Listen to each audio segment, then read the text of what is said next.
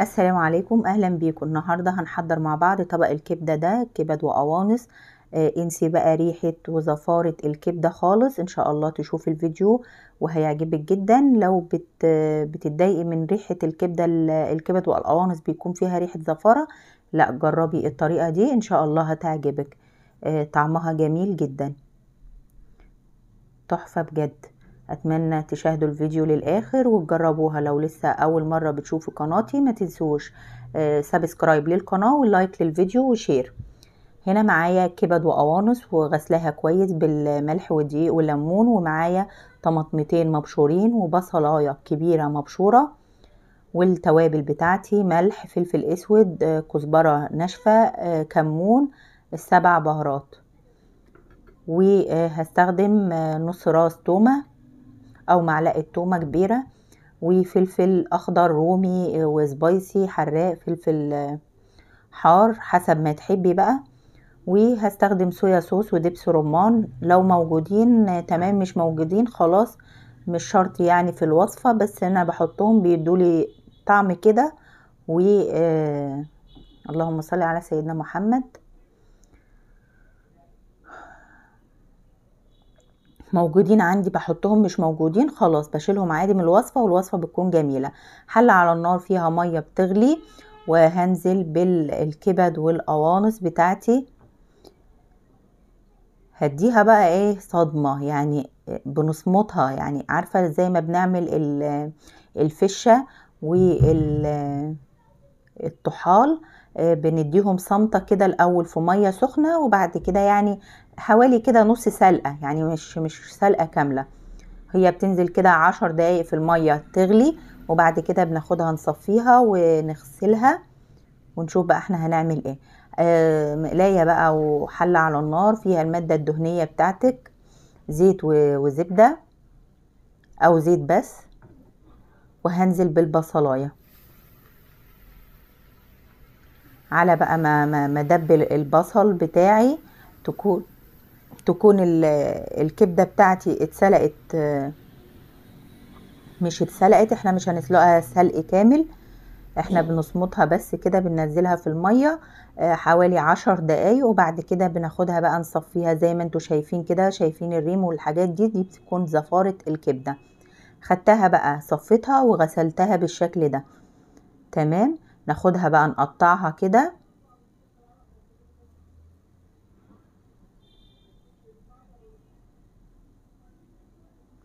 الطريقة دي حلوة جدا، ما فيهاش بقى، ما بتخليش الكبدة فيها ريحة زفارة، وكمان بتبقى سهلة على طول، يعني بتستوي معاكي على طول، ما بتاخدش وقت بقى خالص في التسوية. يعني اقل من ربع ساعة تكوني عاملة الاكلة بتاعتك. قطعيها بقى كده قطع صغيرة، او حابة تخليها سليمة زي ما حضرتك تحبي. ممكن تخليها سليمة زي ما هي كده، او تقطعيها كده، بس كده بتكون سهلة في الاكل، يعني بتكون سهلة على الاولاد وهم بياكلوا بيغمزوها كده بالعيش، بتبقى سهلة بصراحة. هنا البصلة بتاعتي دبلت كده بالشكل ده. هجيب بقى الكبدة بتاعتي وانزل بيها، كبد والقوانص. حابة تستخدمي كبد وقوانص او كبدة بس زي ما تحبي. ده كان كيلو من الكبد والقوانص.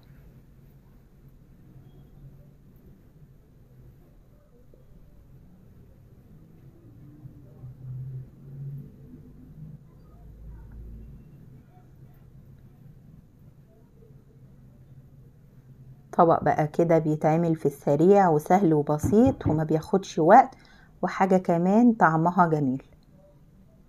نزلت بقى بالفلفل الاخضر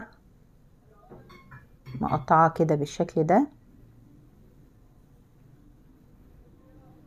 وهقلب.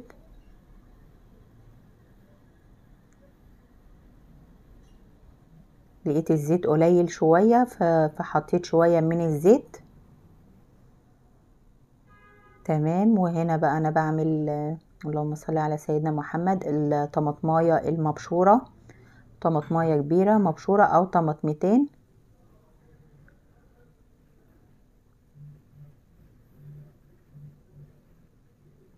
وهقلب كده. هنا في الوقت ده انا هنزل بربع كوباية مية، بس كان التليفون فصل فما تصورتش. تمام. هنا بقى انا بعمل صلصة المكرونة، كنت منزلها في فيديو قبل كده.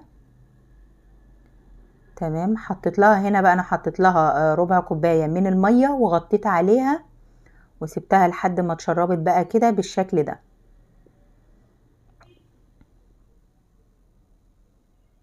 تمام. اخر حاجة بقى انا بنزل بالتوابل والملح اخر حاجة، ما بضيفهمش في الاول خالص علشان ريحة التوابل بقى كده والحاجة تستوي معايا براحتها، وبعد كده بضيف الملح والتوابل، بيكون الريحة بتاعتها كده لسه قوية في الاكلة.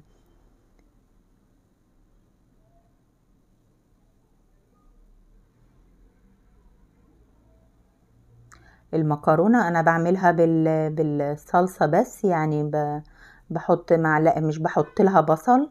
تمام. سمنة بقى على النار وشوية من الزيت، وبنزل بعصير الطماطم مصفياه طبعا، وبكون حاطة معاه معلقة بابريكا، واضربهم بيه بقى. تتضرب بقى الطماطم كده بمعلقة البابريكا، وبعد كده بنزل بيها على السمنة والزيت، واسيبها بقى تتسبك. وبعد ما تتسبك انا بحط لها الملح وشوية من السكر، واسيبها تتسبك. وبعد كده بقى بضيف المكرونة المسلوقة ليها، بتكون خفيفة جدا وجميلة.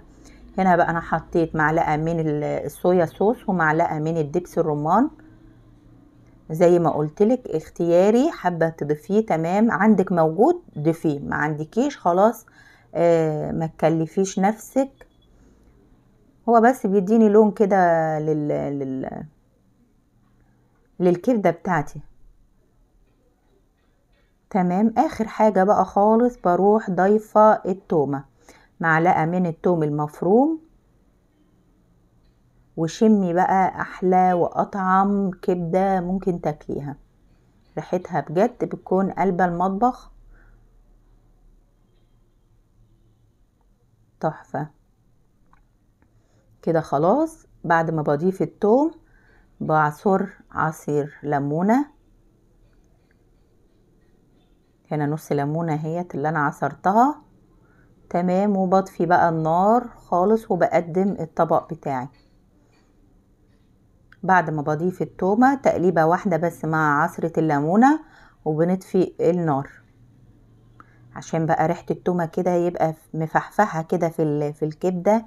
وشمي بقى ريحة الكبدة، يا سلام، طعمها تحفة وريحتها بقى ايه. قدمت بقى اطباقي كده بالشكل ده زي ما حضراتكم شايفين، جميلة جدا. حابة بقى تقدميها مع مكرونة بالصلصة، ممكن تقدميها كده لولادك على طبق المكرونة بقى، المكرونة كده وعليها معلقتين كده من الكبدة على الوش، يا سلام، خطيرة جدا، تحفة بجد.